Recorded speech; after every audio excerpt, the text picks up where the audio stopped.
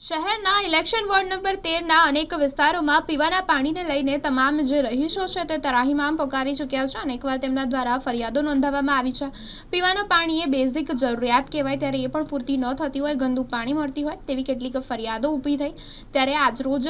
જેમાં મ્યુનિસિપલ કાઉન્સિલરે સ્થળની મુલાકાત લીધી અને સ્થાનિક રહીશો સાથે મ્યુનિસિપલ કમિશનરને પત્ર લખીને રજૂઆત કરવામાં આવી છે। શહેરના ઇલેક્શન વોર્ડ નંબર 13માં આવેલ પુનિતપોળ, ખડિયાપોળ અને હાથીપોળમાં છેલ્લા 6 મહિનાથી પીવાના દૂષિત પાણીની સમસ્યાથી સ્થાનિકો ત્રાહિમામ પોકારી ગયા છે।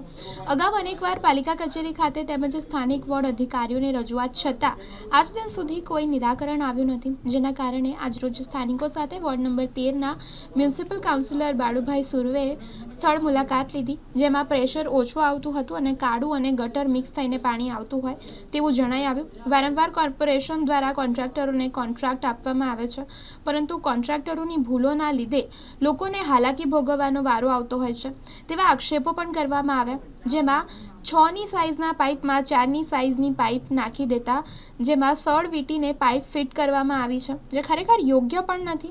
જેના કારણે લીકેજ થવાની શક્યતા પૂરેપૂરી થાય છે। જે અંગે બાળુભાઈ સુર્વે વહેલી તકે આ સમસ્યાનું નિરાકરણ લાવવા મ્યુનિસિપલ કમિશનરને રજૂઆત કરી છે અને જો આનું વહેલી તકે નિરાકરણ નહીં આવે તો ગાંધી ચિંધ્યા માર્ગે ઉગ્ર આંદોલન કરવાની ચીમકી પણ તેઓએ ઉચ્ચારી છે। વોર્ડ નંબર 13માં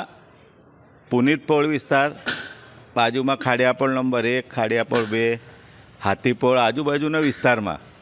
છેલ્લા 6 મહિનાથી ગંદુ પાણી આવતું હતું। વારંવાર રજૂઆતો કરીને ડાંબરનો રોડ બનાવ્યા પછી આખો રોડ ખોદી નાખવામાં આવેલો કે ગંદુ પાણી આવે છે એના લીધે ફરી તમે જોઈ શકો કે જે જગ્યાએ પાણીની ટી હોય, ટી એટલે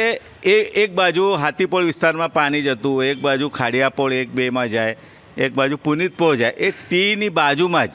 મેનહોલ છે અને મેનહોલની નીચે જે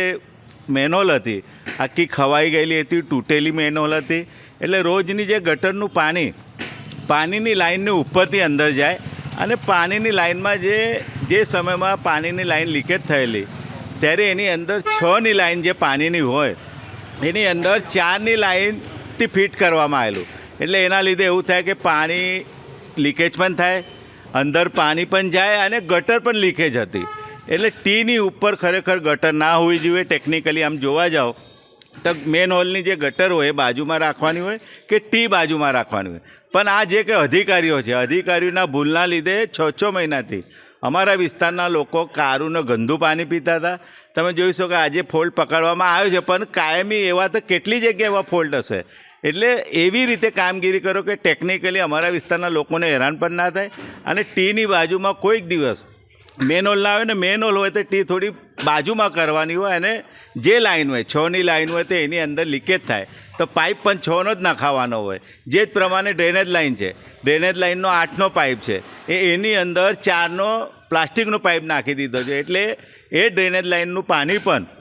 એ પાણીની લાઇન ઉપર જ જવાનું છે ને ગંદુ અંદર જવાનું, એના લીધે લોકોને ફરી ગંદુ પાણી આવે, એટલે જે કંઈ પાઇપ ડ્રેનેજનો પાઇપ દેખાઈ આવે છે એ પણ આખો નવો નાખવામાં આવે અને જે પાણીની લાઇનની અંદર જે 4ની લાઇન નાખેલી હતી 6ની અંદર એ બદલવામાં આવે ને ફરીથી અમારા વિસ્તારમાં ગંદુને કાળું પાણી ના આવવું જોઈએ। ટૂંક સમયની અંદર આની કામગીરી શરૂ કરી છે, પણ યોગ્ય રીતે પૂર્ણ નહીં કરવામાં આવે તો વિસ્તારના લોકોને સાથે લઈને ગાંધી ચિંતા માર્ગે આંદોલન કરીશું।